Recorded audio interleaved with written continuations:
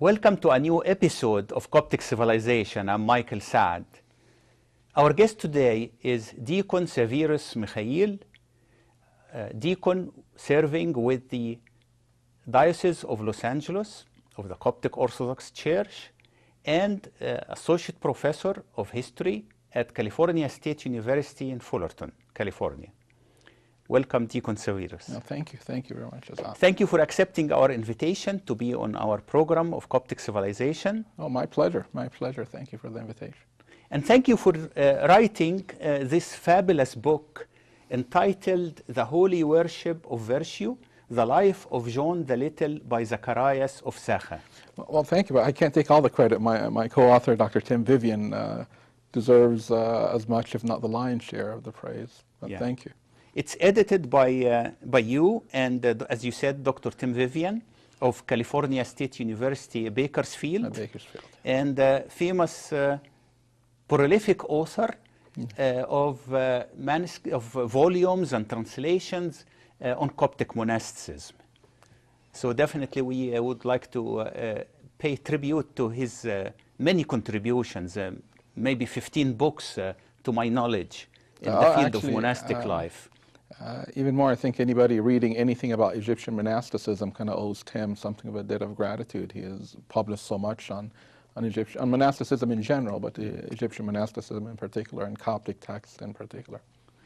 This book is outstanding about this particular Coptic saint, monk, and abbot. And I know you did some excavations in Wadi Natrun 10-15 years ago on the ruins of his monastery near St. El Baramus monastery. Well, actually, it was that's how the project came about, as almost the aftermath of that excavation, where must have been 96 actually. It seems so long now. But in I believe January, February, March of 96, we excavated the ruins of the monastery of John the Little, and we were staying in a compound or structure right outside of the monastery of Mbapshoy. And that was kind of when I started focusing on John the Little, and that's actually where Tim and I first met. And you know, our friendship has grown from there, and our collaborative work kind of coming forth with this volume. And this volume is fascinating. It says translation from Bohairic Coptic, Sahidic Coptic, and Syriac with newly edited Coptic texts. So this is a translation of original text. So please elaborate on, would you elaborate on the original source from which you did the translation to English? Well, for the life itself, the Bohairic life, has been published for well over a century now, but it was not a great edition, and it was only translated into French, and it never really received a modern critical, analytical, and historical discussion. What Tim and I did was kind of look over the manuscript, carefully the edited and published manuscript, and then we were able, with the help of the St. Shenouda Society, to procure the microfiche of the actual manuscript. And Tim was able to go through line by line, word by word, to double check and correct the publication of the late 19th century, which benefited our revised translation, English translation that we have in this volume.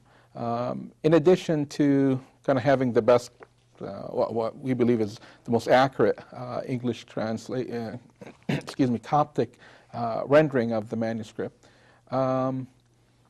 Also, the historical apparatus was completely lacking until the edition of this book, and very soon, as the project was near its completion, Stephen Davis also published his edition of the Arabic Life of St. John, and the two were kind of came out almost within the same year. So now we have the Arabic text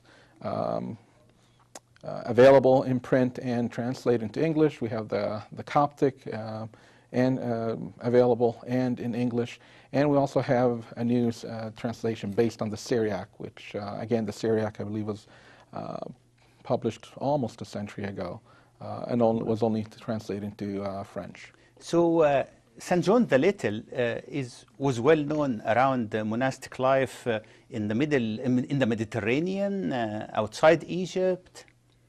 To some extent outside of Egypt, but especially within Egypt, we kind of almost take him for granted now, because when you, in contemporary monasticism, when the topic comes up, the focus is always kind of on the four large monasteries of Wadi Natrun, and of course our monasteries in Upper Egypt and Deir Abu Mina. But in the Middle Ages and through the Middle Ages, the monastery of John the Little was really second only to that of Amba Makarios. Wow. Amba Makarios was definitely the largest monastery and the most important monastery in Shahid. But the second as far as the size of the monastery, as far as the number of monks that we know lived in the monastery, was definitely that of John the Little. It was, again, St. Macarius was massive compared to everybody else, but second is St. John the Little, and everybody else kind of comes in at a very distant third and fourth. Wow. When did it disappear? Late 15th century, the best we can estimate. It's at that time that it was abandoned. Many of the monks took the relics to the Syrian monastery, and they themselves relocated to the Syrian monastery. But as far as the last evidence we have of the monastery of John the Little still being functional, it appears to be the late 15th century. I'm curious about the title of the book. It says, The Holy Workshop of Virtue. Yes. What do you mean by workshop? Well, the title comes out of paragraph 9 of the Life, in which it's discussing John as he is becoming an apprentice. He has taken an Abba. He is beginning to learn about monasticism and learning the Psalms, attending church, being watchful about his thoughts and about his deeds. And in chapter 9, it mentions that in the midst of this workshop of virtue, you almost have this image of John being, this image of a workshop. A workshop, you bring in the raw materials, you bring in the wood, it leaves out as a product, as a finished product. Okay. And it's that stage in his life when he comes in as a novice, he takes an Abba, and now he's being prepared, he's being fashioned, if you will, for the monastic vocation, and kind of the great saint that we come to know later on is really a product of that pivotal juncture in his life, and being a product of this workshop of virtue. The expressions you are talking about brings to me the image of the interaction between Coptic civilization and Coptic spirituality, that they are like this. So you actually used in the title the word workshop, which is more a civilization word, but you described it in a spiritual meaning and images, which again emphasizes this connection between civilization and spirituality in Coptic life.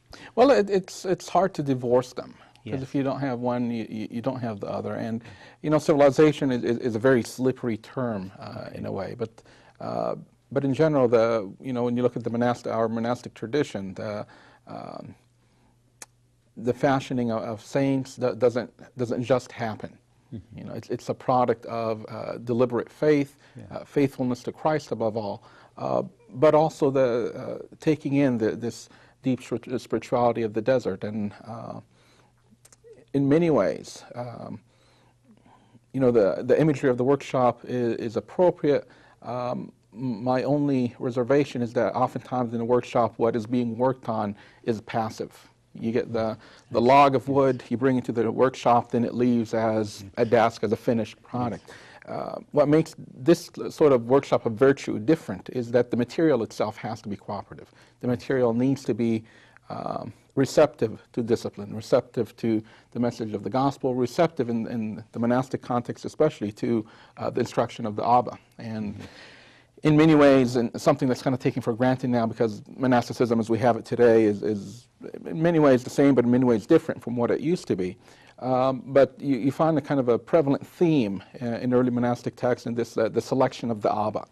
Because once you made the selection, okay, you're almost kind of making this intentional, very deliberate decision that this is the man who will lead me in the path of God. Whatever he tells me, I will do. And in many ways, kind of the famous story that I think every Copt knows of John the Little as he is walking with Amoy, and Abba Amoy kind of plants the stick in the desert and tells him to water it. He waters it for 3 years, so on and so forth. I mean, it's definitely a demonstration of the faithfulness and obedience of Abba John. But prior to that, in taking Abba Amoy as his spiritual director, as his Abba, long before Amoy put that stick down in the sand, John already made that pledge. This is the man who will lead me to God.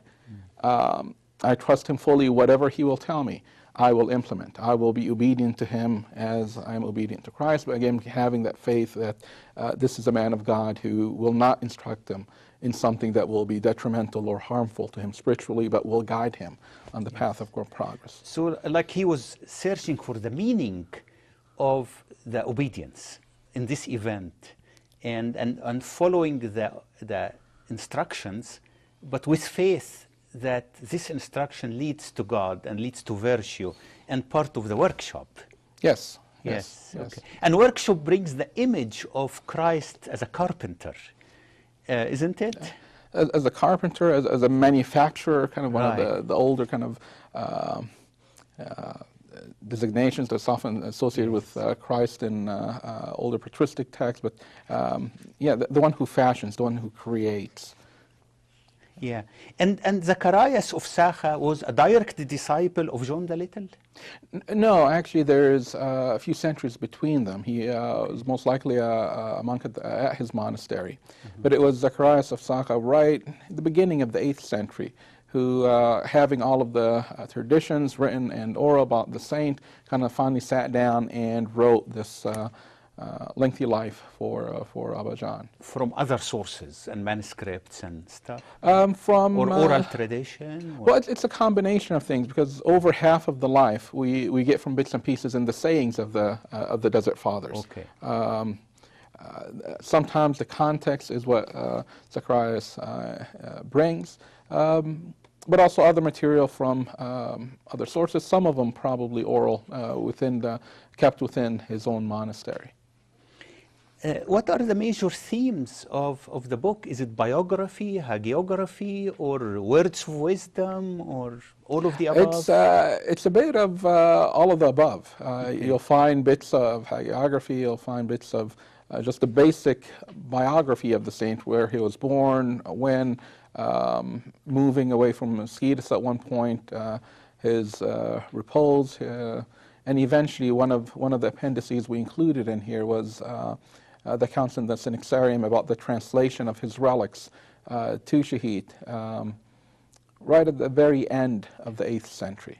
And that becomes, of course, a very important event because from that point on, all of the pilgrims and all of the monastics would go to the monastery to receive the blessing of the great saint.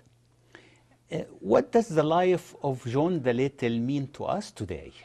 why do we call him the little in the first place? Well, I mean, he was physically small. He was physically Okay. small. Short? He was short. He was probably a dwarf or a little person. Okay. Because in Arabic we say Yohanna al-Qasir, Al-Qasir, right? So in English it's a little bit more dignified. We say the little. Well, the little, and it depends on the translation. Some cases they just simply leave it almost untranslated as kolobos. In other cases it is the short. In some translations, the dwarf. We sing for him in Benishti Avantoni after the Communion of Saints. Again, it's very difficult to overestimate his importance within the church throughout the Middle Ages. This is keep in mind that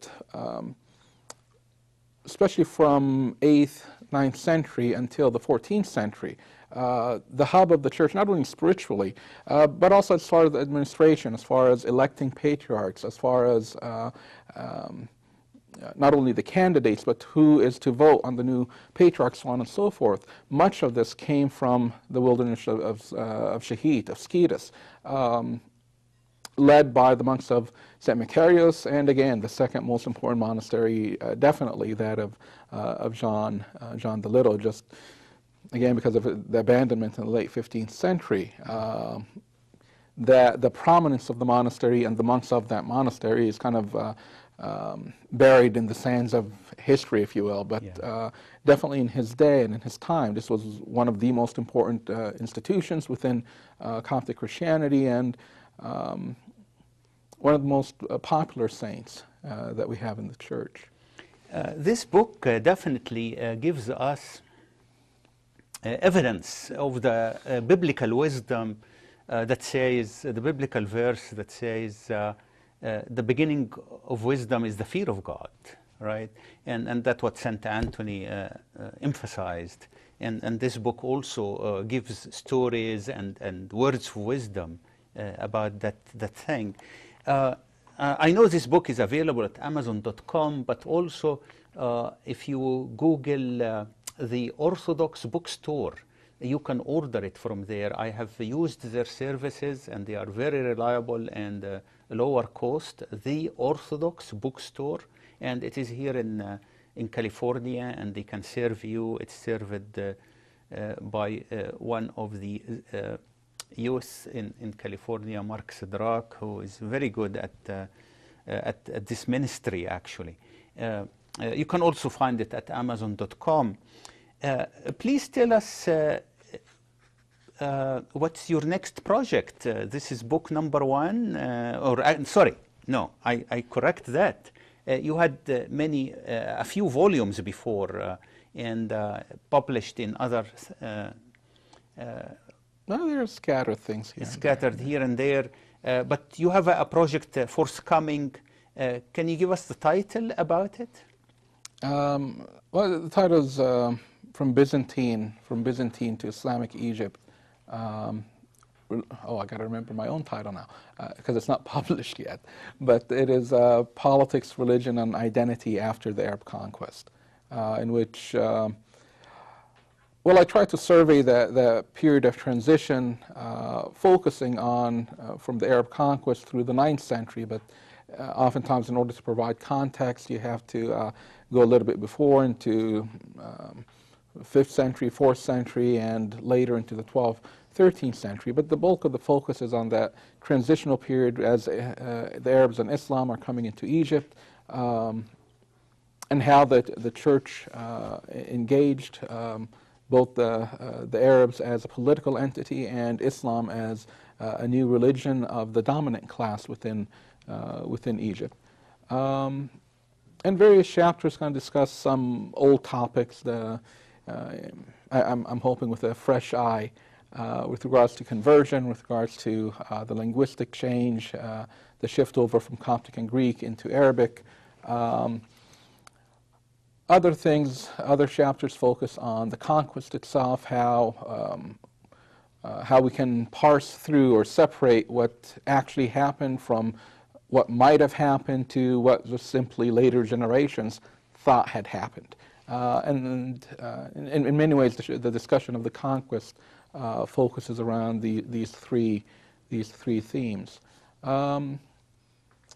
Other aspects focus more on culture and cultural interactions, how something as ancient as the Nile within Egypt, how the Christians viewed it, how the Muslims viewed it. And in many cases, they viewed it actually remarkably in very similar ways, similar language, similar ideas. They ultimately disagreed on to whose God, the God of which community, is the one who allows the Nile to rise every year and bring forth the plenty of the Nile every year, and they had some bitter disputes about that. But as far as their perception of the Nile as a blessed river, as how they addressed the Nile, the notion of praying to God so that the inundation is plentiful, and it's always, with any inundation of a river, it always really has to be just right. If it's too much, it's a disaster. If it's too little, it's a disaster. They're really praying for a very specific amount of flooding every year. Wow. So in your forthcoming book, you handle the Egyptianness of the Copts, and because you relate to the Nile, to the farming, and to language, monastic life, church life, professions, and so on. And you cover the period of which centuries in the book? Roughly, I mean, the focus is on 7th through 9th, but again, some of the chapters, because of setting up the background, go as far as the 4th century and on one end, and the 13th on another. The other. Because in some cases, some of the developments, within history in general, some cases, if you look at something in a very short window, it will appear unique, it will appear, in some cases, odd. But as you extend the time frame and you start viewing it within a larger context, you're able to put it in a broader framework and to make sense of the phenomenon in a better manner. And in some cases, some of the things discussed in the book did require kind of the 4th century. And in one discussion, really, to get the full perspective, I had to go from the 4th century to the 19th century with examples throughout to kind of show that the development of the same idea taking slightly different shapes, but to kind of trace that indeed it is the same idea over that long span of history. So you can find a theme that runs across 1,000 years in the Coptic psyche or Coptic practice. I mean, what I was touching on with the Nile earlier, this notion of how do you pray to God for to increase the Nile, to bring about the inundation of the Nile, and who controls the Nile? Yes. Is it initially, early on, is it the pagans or the pagan gods or Christ? And you find accounts from the 4th and 5th century in which that is the issue. Later on with the Arab conquest, the issue becomes, well, is it the God of the Christians or is it the God of the Muslims? You'll have, and of course in the Christian accounts, it is the God of the Christians. By the 9th and 10th century, the Muslims started having their own accounts that are very similar, in which they're very similar accounts, but the basic punchline is that no, it is Allah, it is the Muslim God who controls the Nile. And you find it, again, I've documented various incidents, the last of them being in the 19th century, in which you have, it's Pope Peter, I believe it's the 7th. I'm not sure about the number there. But you have this miraculous account where there is a low inundation. All of the authorities go to pray. The Muslims pray, the Jews, the Catholics, and there it's very specific, kind of reflecting the political environment of the time. Every group prays, nothing happens. Then the patriarch prays, and then after, apparently it was after a liturgy where they get one of the Eulogea or the al-Baraka that wasn't used for the Eucharist, and he throws it in the river, and then the river miraculously comes up. So these accounts almost kind of reassure the community that especially the later ones under Islamic rule, where the number of Copts is dwindling, the size of the community is dwindling, the legal restrictions on the community are severe. If you compare what is happening in the Ottoman period as compared to 8th and 9th century regulations, which were actually much more lenient. At that time of numerical marginalization and legal marginalization, that they still have God's ear, that God has not abandoned the community, that they are still within the fold. Wow, all of this literature coming to us through the centuries, down to us, is reassuring, and your publication in this book and in the forthcoming book really bringing the centuries together to the focal point of today, as you said, reassuring us that divine providence is with us, is protecting the weak, is making the invisible visible, is making the, as St. Mary said, she in her song, my soul magnifies the Lord, and my spirit rejoices in God my Savior, because he has rewarded the meek, he elevated the poor, he cast the powerful away. And so divine providence, divine economy, and we need these books to assure us and to enlighten us. As Christ said, search the books, and you will find eternal life in the books, because it witnessed to Christ. And so we are grateful for this opportunity that you gave us today, and thank you so much for enlightening us. And may God bless your ministry as a deacon and as a professor of history. And we hope to see you again on our program, Logos TV, Coptic Civilization. Thank you. Thank you very much for the invitation and for having me in your program. Our viewers, thank you again for watching us. See you next week in another episode of Coptic Civilization. I'm Michael Saad.